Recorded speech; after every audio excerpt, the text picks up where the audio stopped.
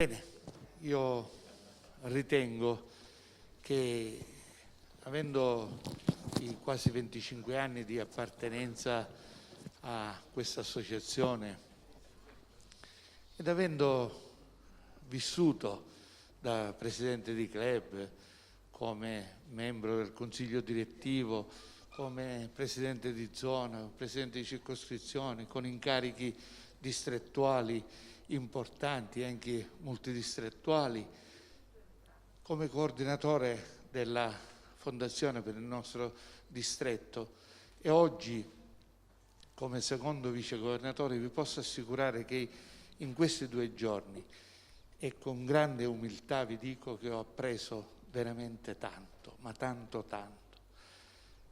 E ve lo dico perché all'indomani della mia elezione ho chiamato tutti i past governatori, li ho chiamati tutti per dire ho bisogno di voi, ho bisogno della vostra esperienza, ho bisogno dei vostri consigli.